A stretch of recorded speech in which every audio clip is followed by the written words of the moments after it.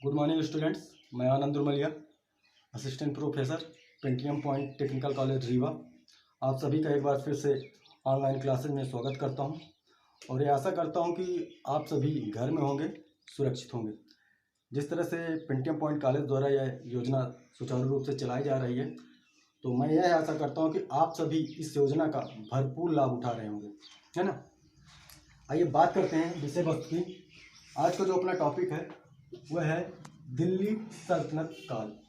शायद ये टॉपिक जाना पहचाना सा लगता होगा और यह टॉपिक सिर्फ इतिहास की दृष्टि से नहीं बल्कि जनरल नॉलेज के हिसाब से भी बहुत इम्पोर्टेंट है। और अक्सर यदि इतिहास की कभी भी बात होती है तो दिल्ली सल्तनत काल का नाम जरूर आता है। और आपका जो पेपर है वो सिर्फ उसमें दो ही खंड है, एक तो दिल्ली सल्तनत काल का पूरा इतिहास बताया गया है और दूसरा मुगल काल का, है ना। तो अपन उसमें हमने पढ़ा था, अभी मैंने पिछले वीडियो में हमने बात की थी कि दिल्ली सल्तनत काल के मैंने कृषि व्यवस्था के बारे में बात किया था। लेकिन कृषि व्यवस्था के बारे में बात तो किया था, लेकिन आपको पता भी तो होना चाहिए कि दिल्ली सल्तनत काल है क्या। यदि हम दिल्ली सल्तनत काल के राजनीतिक प्रभुत्व के बारे में बात करें या दिल्ली सल्तनत काल के राजनीतिक इतिहास के बारे में हम बात करें, तो जब हमको यह पता होगा कि आखिर दिल्ली सल्तनत काल थी क्या, इसमें कौन कौन से वंश के शासकों ने शासन किया और उनका जो शासन करने की जो व्यवस्था रही वो कैसे रही, तब तो हम आगे पढ़ पाएंगे, है ना। वैसे एक्चुअली में मैं चाहता हूँ तो सीधे सीधे आप लोगों को दिल्ली सल्तनत काल के राजनीतिक इतिहास के बारे में बता सकता था, लेकिन मेरी ऐसी कोई धारणा नहीं है। जैसा कि मैंने उस दिन भी बात किया था कि सतही ज्ञान उस दिन तक ही आपका साथ दे सकता है ना। उसके लिए हमें विस्तृत ज्ञान की आवश्यकता है। चूंकि दिल्ली सल्तनत काल में 5 वंश के शासकों ने शासन किया। सबसे पहला जो वंश था जिसका नाम था गुलाम वंश।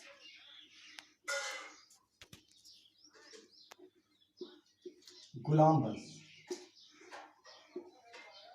गुलाम वंश का जो शासन काल था वह था 1206 से 1290 ईस्वी, है ना। गुलाम वंश। अब प्रश्न यह उठता है, यह प्रश्न अक्सर आप लोगों ने देखा होगा कि बहुत सारे एग्जाम जो होते हैं, आप लोग कंपटीशन में बैठते होंगे, उसमें यह प्रश्न अक्सर आता है कि गुलाम वंश के संस्थापक का क्या नाम था, है ना। तो इस वंश की जो स्थापना है वह कुतुबुद्दीन ऐबक ने किया था। किसने किया था? कुतुबुद्दीन ऐबक। संस्थापक कौन था इसका? कुतुबुद्दीन ऐबक।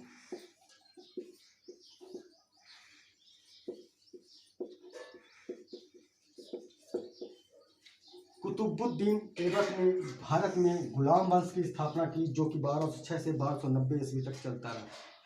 अब इसी से दूसरा प्रश्न उठता है कि आखिर इसे गुलाम वंश क्यों कहा जाता है ना। इसे गुलाम वंश का नाम क्यों दिया गया? तो इसे गुलाम वंश का नाम इसलिए दिया गया क्योंकि कुतुबुद्दीन ऐबक मोहम्मद गोरी का गुलाम था, है ना। मोहम्मद गोरी के यहाँ कार्य करता था, इसीलिए इसे क्या कहा गया? गुलाम वंश। और इसकी स्थापना कुतुबुद्दीन ऐबक की। कुतुबुद्दीन ऐबक मोहम्मद गोरी का गुलाम था, इसीलिए इसके स्थापना को क्या कहा गया? गुलाम वंश। इसमें जो मुख्यतः जो शासक थे मैं उनके बारे में बात करूं, मेन में कुतुबुद्दीन ऐबक का, दूसरा था कुतुबुद्दीन ऐबक का दामाद इल्तुतमिश।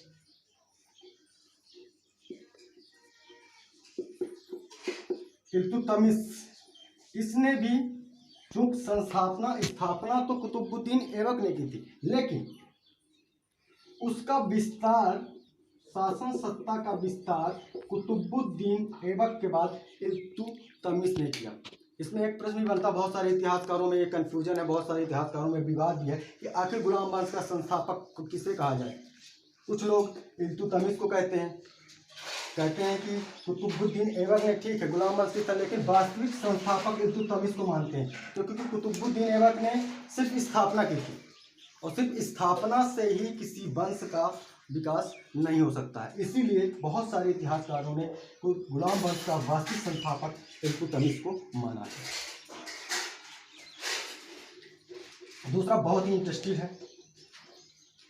है, आप लोगों ने नाम सुना होगा। इसमें भी एक प्रश्न बनता है, इल्तुतमिश के बाद गुलाम वंश में जिसने शासन किया उसका नाम था रजिया सुल्तान। इससे एक प्रश्न भी आया करता है अक्सर, आप लोगों ने देखा होगा MPPSC में क्वेश्चन आया कि भारत की पहली महिला शासिका का नाम क्या है। तो भारत की पहली महिला शासिका का नाम था रजिया सुल्तान, और यह किस वंश की थी? गुलाम वंश की थी। यह एक महिला होकर भी इसने भारत में एक विस्तृत और सुदृढ़ साम्राज्य का विस्तार किया था और बड़े ही सकुशल ढंग से गुलाम वंश को आगे बढ़ाया था। देखिए, इसमें बहुत सारी चीज़ें हैं। हम लोग इतिहास को पढ़ते हैं, लेकिन इतिहास को सिर्फ हम इतिहास को एक विषय के रूप में पढ़ते हैं, लेकिन इतिहास हमें बहुत सारी शिक्षाएं नहीं देते। इतिहास हमें ज्ञान तो देता है, साथ साथ हमें व्यवहारिक ज्ञान भी प्रदान करता है।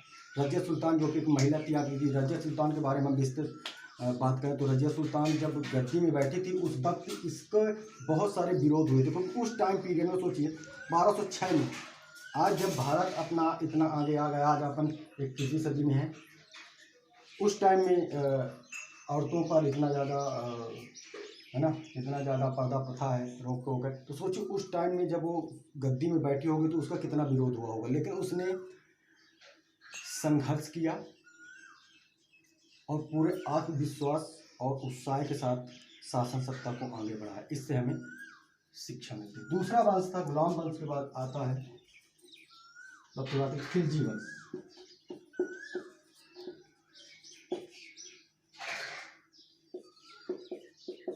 गुलाम वंश के बाद दूसरा वंश जो आता है खिलजी वंश। इसकी जो 1290 से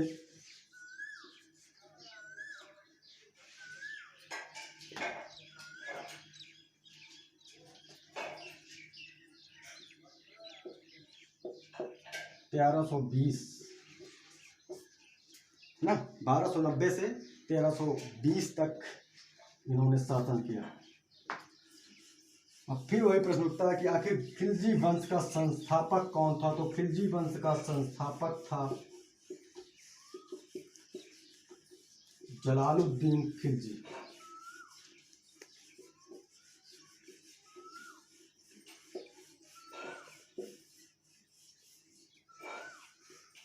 जलालुद्दीन खिलजी ने खिलजी वंश की स्थापना की, लेकिन इसने सिर्फ स्थापना की, लेकिन वास्तव में जिसने खिलजी वंश में जो खिलजी वंश को आगे बढ़ाया, खिलजी वंश का जिसके कारण नाम आता है उसका नाम था अलाउद्दीन खिलजी।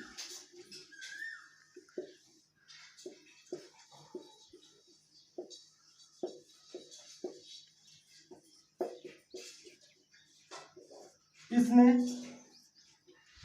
भारत में अनेक ऐसे कार्य किए, अनेक ऐसी व्यवस्थाएं लाई जो इसके पहले जो शासक थे उन्होंने नहीं किया। सबसे इम्पोर्टेंट चीज़ जो इसने भारत में लाई उस समय पे बाजार नियंत्रण व्यवस्था, क्योंकि पहले अपने देश में वस्तुओं की कोई मूल्य या कीमत निर्धारित नहीं होती थी, जिसके कारण लोग मनमाने तरीके से वस्तुओं का व्यापार करते थे, जिसके कारण काला व्यापार होता था, है ना। लोग मनमाने ढंग से किसी वस्तु की कोई भी किसी भी कीमत में बेच देते थे जैसा इंसान। लेकिन इसने सर्वप्रथम वस्तुओं की कीमत निर्धारित की और बाजार नियंत्रण को भारत में लाया, जिसके कारण भारत में काला बाजारी पूरी तरह से बंद हो गई। दूसरा काम इसने जो सबसे महत्वपूर्ण किया, इसके समय में अलाउद्दीन खिलजी के समय में जो भारत का साम्राज्य था बहुत अधिक विस्तृत हो गया था, है ना। मतलब कहा जाए तो इसने एक महान शासक होने के साथ साथ यह एक इसके राज्य के बारे में बात करें तो राज्य की व्यवस्थाओं को भी इसने नई नई चीजें भारत में लाई, है ना।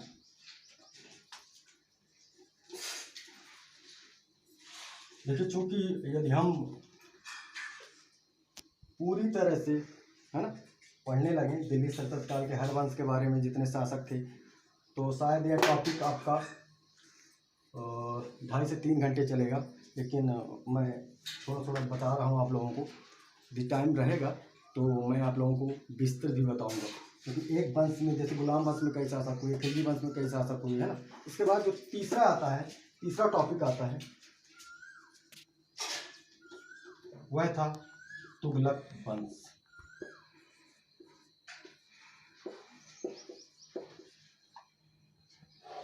ये टॉपिक ऐतिहासिक दृष्टि से बहुत महत्वपूर्ण है। इस टॉपिक को जब भी मैं पढ़ाता हूँ मुझे इसके जो मेन शासक है उसका नाम याद आ जाता है, क्योंकि उसके बहुत सारे नाम दिए गए हैं और उसको बहुत सारी उपाधियाँ भी दी गई हैं।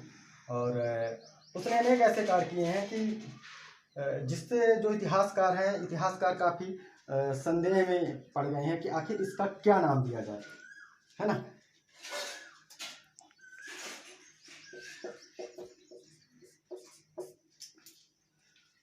तुगलक वंश 1320 से 1414 ईस्वी तक चला। प्रश्न उठता है कि तुगलक वंश के संस्थापक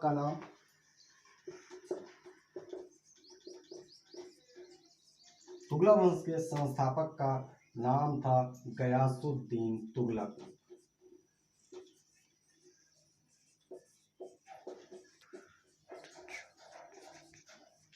इसने तुगलक वंश की स्थापना की थी।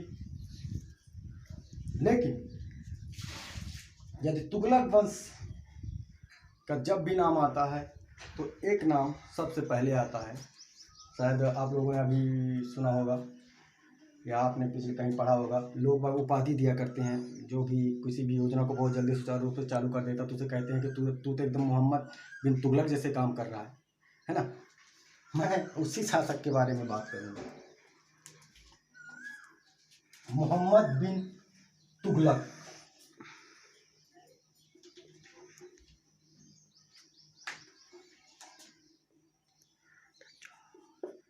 मोहम्मद बिन तुगलक। शायद मैं मोहम्मद बिन तुगलक के बारे में एक अलग से वीडियो भी बनाऊंगा, क्योंकि इसको पागल सुल्तान कहा गया था। आखिर मोहम्मद बिन तुगलक को पागल सुल्तान क्यों कहा गया, आखिर इसके पीछे क्या कारण थे, है ना। और इसने कौन सी ऐसी योजनाएं बनाई। इस जिंदगी भर इसमें बहुत सारे इतिहासकारों ने कहा कि जिंदगी भर काम करता रहेगा, लेकिन इसके काम का रिजल्ट सून नहीं आया। इससे बहुत कुछ सीखने को मिलता है ना। इसलिए मैं मोहम्मद बिन तुगलक के बारे में एक अलग से वीडियो तैयार करूँगा, है ना, जो आप लोगों को अगले नेक्स्ट वीडियो में मोहम्मद बिन तुगलक के बारे में विस्तृत जानकारी प्राप्त हो जाएगी। मैं आशा करता हूँ कि आज आप सब लोग गुलाम वंश और खिलजी वंश के बारे में पूर्णतः जानकारी प्राप्त कर लिए होंगे। अगली वीडियो आएगी, वह वीडियो सिर्फ मोहम्मद बिन तुगलक के बारे में ही आएगी, क्योंकि ये मेरा मैंने अक्सर इस टॉपिक में विस्तृत में ही बताया है और बड़ा मज़ा आता है इस टॉपिक को पढ़ने में। इस मोहम्मद बिन तुगलक की जो पूरी स्टोरी है जब आप पढ़ेंगे बड़ा आनंद आता है ना। तो वही है, एक बार फिर से कहूँगा कि इतिहास से हमने क्या सीखा, कि इतिहास से हमने कुछ नहीं सीखा। तो अब ज़रूरत है इतिहास से सीखने की, है ना। Thank you. घर में रहिए, सुरक्षित रहिए। Best of luck.